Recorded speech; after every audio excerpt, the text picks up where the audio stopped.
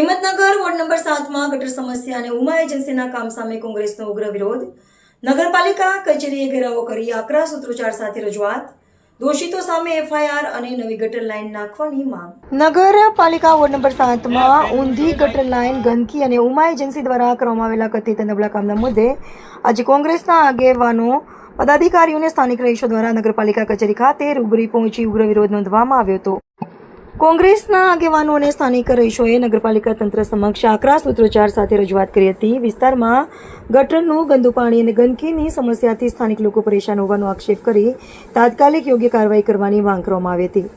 આ દરમિયાન ગટરનું ગંદુ પાણી, તંત્રની નિષ્ફળતા, ગંદકી નહીં, વિકાસ જોઈએ, પ્રજા ત્રસ્ત, નગરપાલિકા મસ્ત, પ્રજા ગંદકીમાં, સત્તા નિંદ્રામાં જેવા સૂત્રોચ્ચાર કરવામાં આવ્યા હતા. ઉમા એજન્સી દ્વારા કરવામાં આવેલા કામ અને ગેરંટી અંગે પણ સવાલો ઉઠાવવામાં આવ્યા હતા. સમગ્ર મામલે તટસ્થ તપાસ કરી જો ગેરરીતિ કે ભ્રષ્ટાચાર સાબિત થાય તો જવાબદારો સામે કાયદેસરની કાર્યવાહી તથા એફઆઈઆર નોંધવાની માંગ કરવામાં આવી હતી. સાથે જ વોર્ડ નંબર 7માં જૂની સમસ્યાનો કાયમી ઉકેલ લાવવા માટે નવી ગટર લાઇન નાખવાની સખત રજૂઆત કરવામાં આવી હતી. રજૂઆત દરમિયાન જવાબદારોને બચાવવાનું બંધ કરો, એફઆઈઆર દાખલ કરો.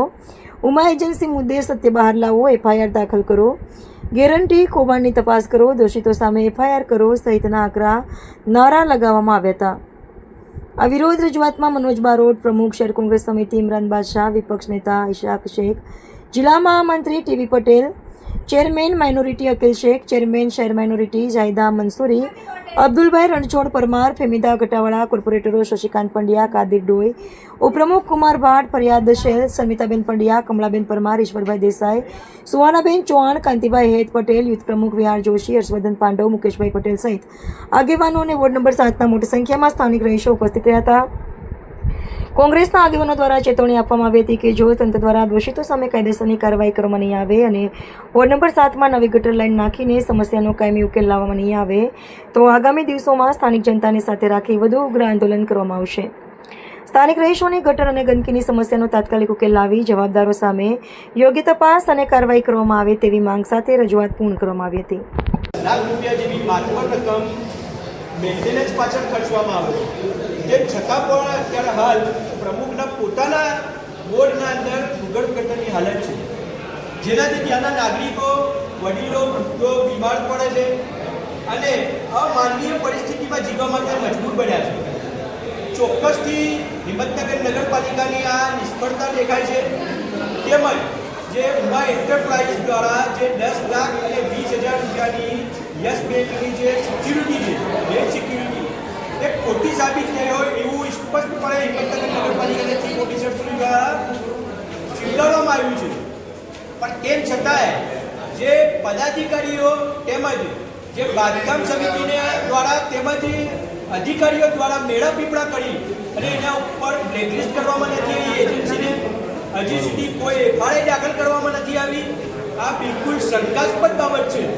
આથી અમારી શહેર કોંગ્રેસની તેમજ વિપક્ષની સ્પષ્ટપણે માંગણી છે કે ચોક્કસથી આ બાબતની તપાસ થવી જોઈએ અને જે અધિકારી અને પદાધિકારી આના અંદર સંડોવાયેલા હોય એના ઉપર પગલાં લેવા જોઈએ એવી શહેર કોંગ્રેસ વતી અમારી માંગણી છે.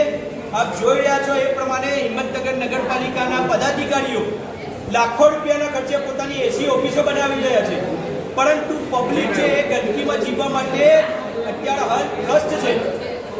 ચોક્કસથી 50 વર્ષના જે એક ધારું શાસન છે એ નિષ્ફળ છે. હિંમતનગર નગરપાલિકાના ભારતીય જનતા પાર્ટીના શાસકો અત્યારે ભ્રષ્ટાચારના અંદર ગળાડૂબ છે અને જે ચીફ ઓફિસર શ્રી છે એ પણ પોતે અત્યારે ખાલી ભાજપનો ફેસ પહેરવાનો બાકી રાખ્યો છે, એટલી હદે એમની પોતાની ફેવર કરી રહ્યા છે. અમે સક્ષમ વિપક્ષ તરીકે સમયાંતરે લોકહિતના અને જાહેર હિતના મુદ્દા એ પબ્લિક સમક્ષ લાવીએ છીએ અને જો આ વહેલી તકે આ ભૂગર્ભ ગટરની સમસ્યા જે વોર્ડ નંબર 7ની છે તેમજ અન્ય વિસ્તારોની છે એ જો નાબૂદ નહીં થાય, એની સમસ્યાનું સમાધાન નહીં આવે તો આગામી સમયના અંદર એ જ ભૂગર્ભ ગટરના પાણી જે બોટલો ભરી અને પદાધિકારીઓ પ્રમુખશ્રીની અને ચીફ ઓફિસરની ચેમ્બરમાં ઠાલવવામાં આવશે. પ્રજા જો ગંદકીમાં રહેશે તો અધિકારી અને પદાધિકારીઓને પણ ગંદકીમાં રહેવા માટે તૈયાર રહેવું પડશે એવી અમારી આ તબક્કે ચીમકી છે. તો વહેલી તકે આ કામગીરી કરે એવી અમારી માગણી છે.